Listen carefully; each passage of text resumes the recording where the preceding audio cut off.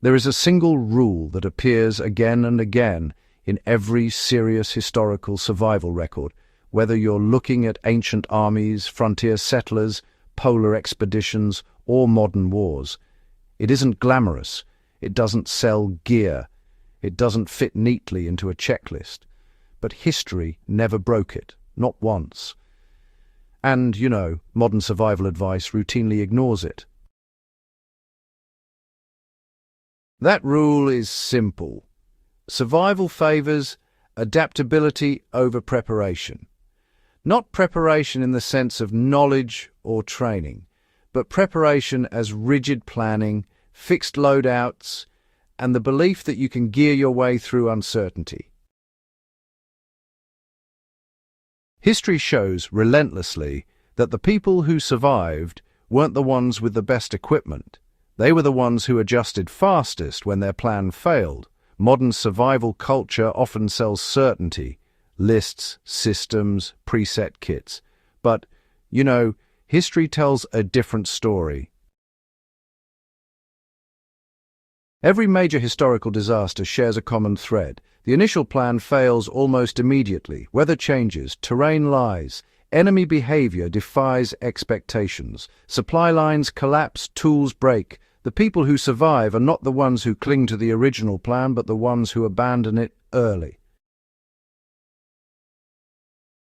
Napoleon's invasion of Russia is, a textbook example. The Grande Armée was the most prepared force Europe had ever seen.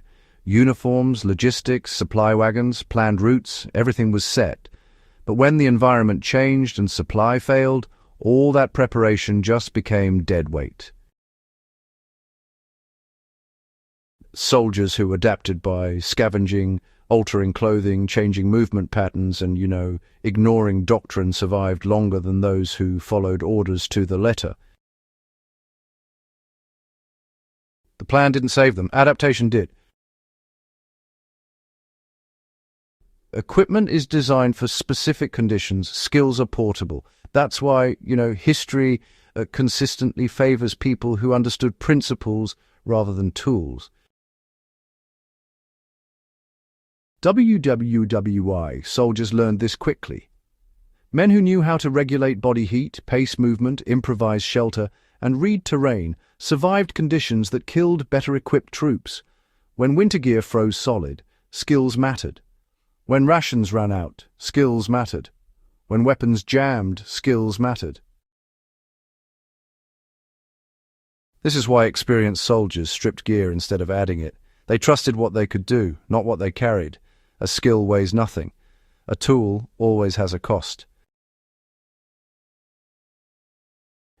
Modern survival advice often assumes you'll have time to choose your gear, carry it comfortably, and use it as intended, but honestly, history laughs at this assumption. Refugees don't get loadouts. Retreating soldiers don't get to repack. Shipwreck survivors don't get to choose redundancy. Most of the time, what you have in your hands at the moment things go wrong is usually all you get. That's why historical survivors focused on versatility. A knife wasn't valuable just because it was sharp. It was valuable because it could cut food, shape wood, repair gear, and, defend life. Clothing wasn't chosen for looks, but for how it dried, layered, and moved. The rule was never carry more. It was need less. One of the most uncomfortable historical truths is that comfort often increases risk. Over-insulation causes sweating, which leads to hypothermia. Over-reliance on shelters delays movement. Heavy food loads slow escape. This is why Arctic explorers who survived longest often broke from accepted wisdom. They adopted indigenous methods that emphasized movement, ventilation, and constant adjustment. They didn't aim to be comfortable. They aimed to stay functional. Modern advice, frequently sells comfort as safety. But, history says functionality matters more.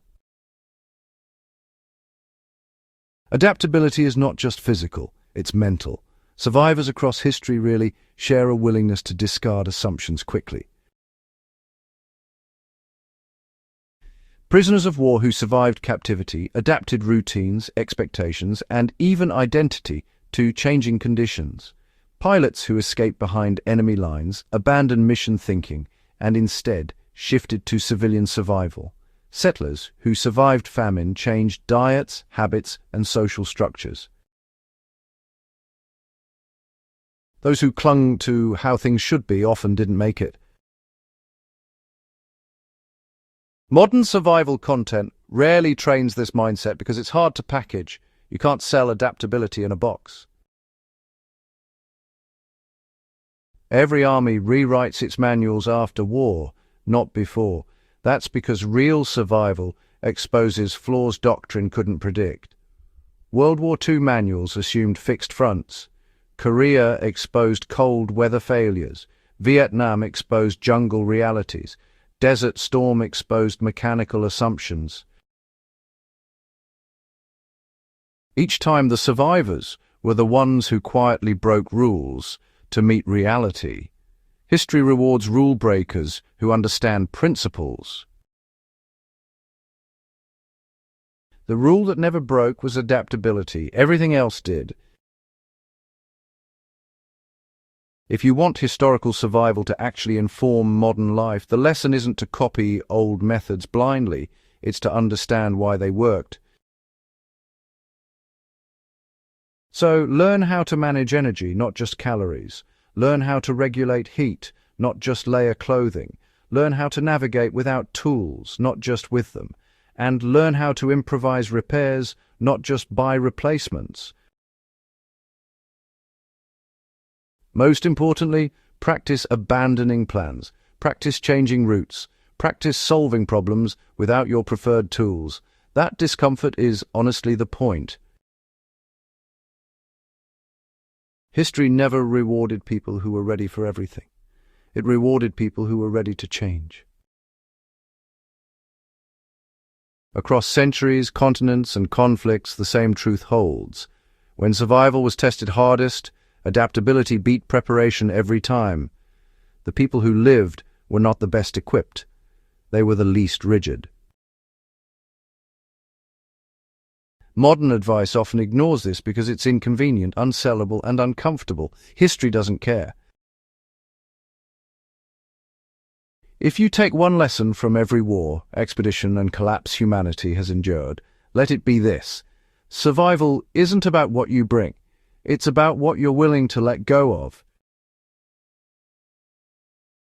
If you found this breakdown useful and want more historically grounded survival lessons that cut through modern myths, make sure to subscribe, share this with someone who takes preparedness seriously, and keep the discussion going.